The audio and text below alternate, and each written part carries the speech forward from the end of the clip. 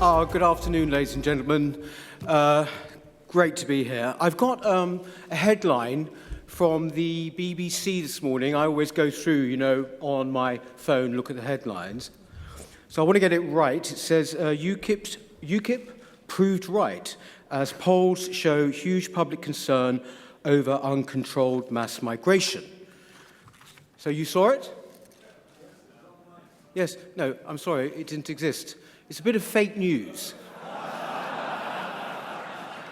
It's a bit of fake news, and we're hearing an awful lot about fake news at the moment, and things called post-factual world and all the rest of it.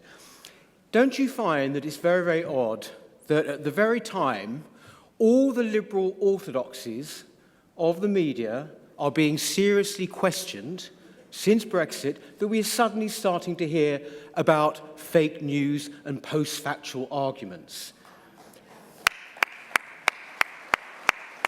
The reason, of course, that they are doing this is because they realize they are losing their grip.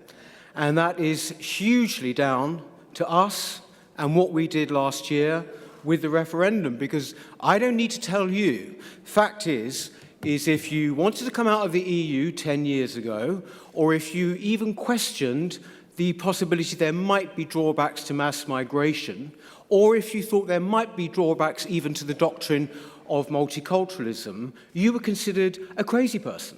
You were considered absolutely on the fringe.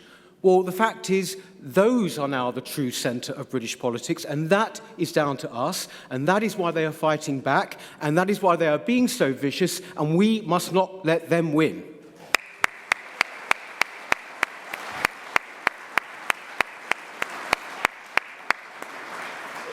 One thing they do ask, I've been doing a lot of media since Paul very kindly made me his deputy. I've been doing a lot of media. One thing they do ask a lot is, what is UKIP for? What is UKIP for? What is UKIP for? Well, I think that today, more than anything, we've seen absolutely what we are for. And I think that one of the best lines to come out of this was Paul's this morning, when he said that we are going to be the backbone of Brexit. That is a brilliant way of putting it, and of course that is one of our premier functions at the moment.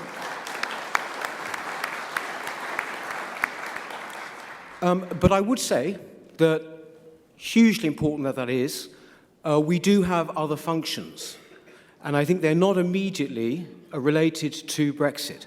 And we are the only party that can look at these issues and take them on, because we are the only party which actually does think the unthinkable. We are best when we are at our most radical, and let's be honest about it, the other parties are just simple cowards, straightforwardly.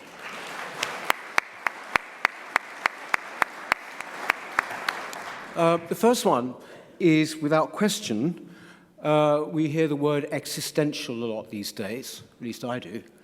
And one of the biggest existential threats of our time, and in Europe and in the world, is radical Islamism. And I think there is absolutely no question that we as a party, going forward in the next years, must look at this issue, we must talk about this issue, and we must not pussyfoot around it.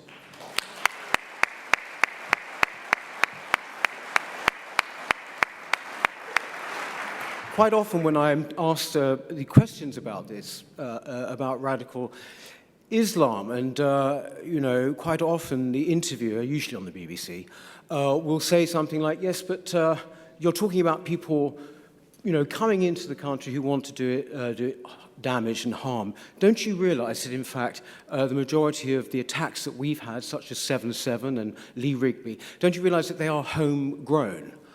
And, of course, that is true. There are two. There's an internal and an external threat. But I would say to you, if there is an internal threat, as we know there is, why would you add to it by the possibility of people coming into Britain who want to do us harm?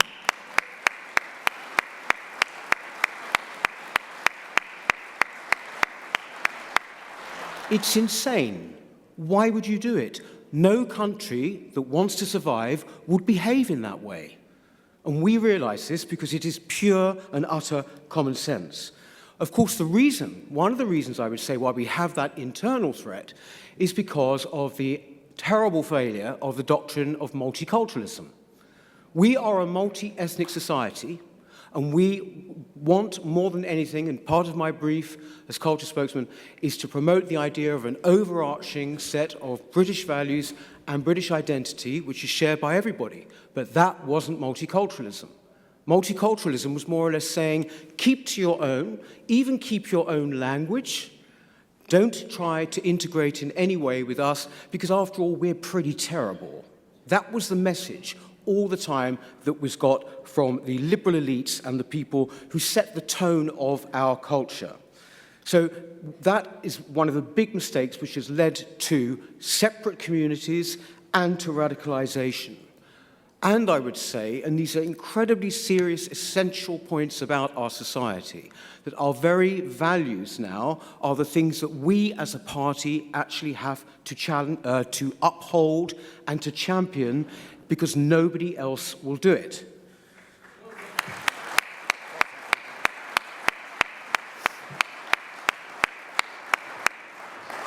At the very, very basis of our society and our democracy is free speech. Now, I don't know what you feel, but I think now there is a culture where people seriously do not know what they can and cannot say. This is appalling that we have got to the situation in the year 2017, and free speech itself is apparently under threat. What I would say to you is that it is incredibly important that we always maintain our ability and our right to criticize and mock if we want to. There should be absolutely no one who is off limits there. There can be no unofficial blasphemy law in Britain.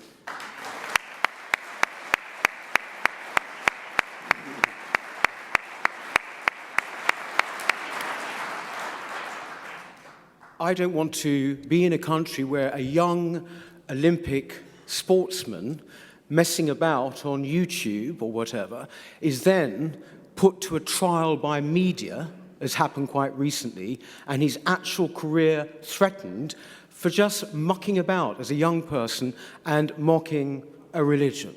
That is not the kind of country that is truly free, and we must resist it at every opportunity.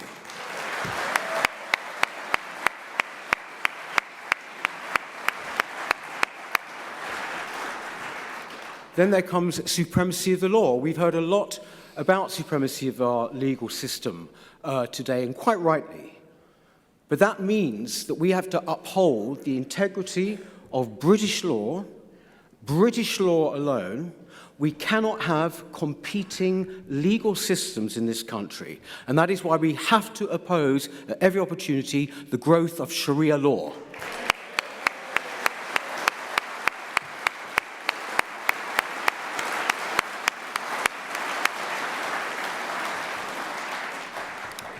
Margot just recently highlighted very eloquently some of the things that women face growing up in Britain now, and how, in fact, retrogressive it is for many of them.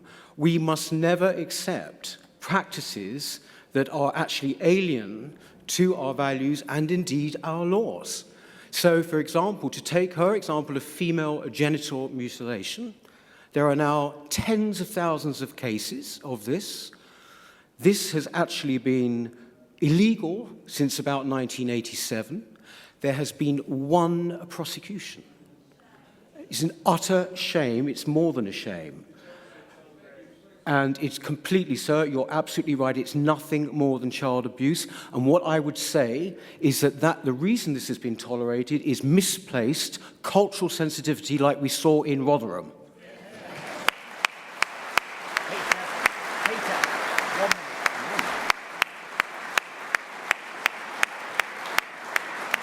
Oh, that went past really quickly.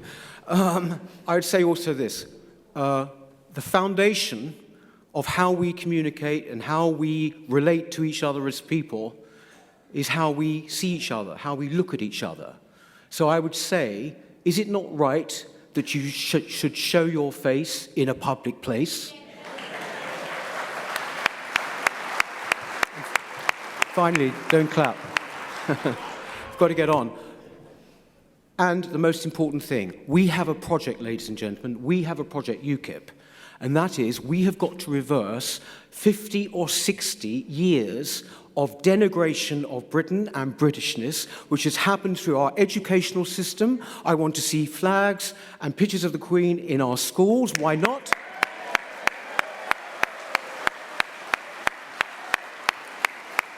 These people, I'll be ending now, but these people who I mentioned at the very beginning, who know that they're losing their grip, these are the people who uphold this kind of systematic deconstruction of us as a country. It's going to stop, and we are going to do it. This is our function. Thank you.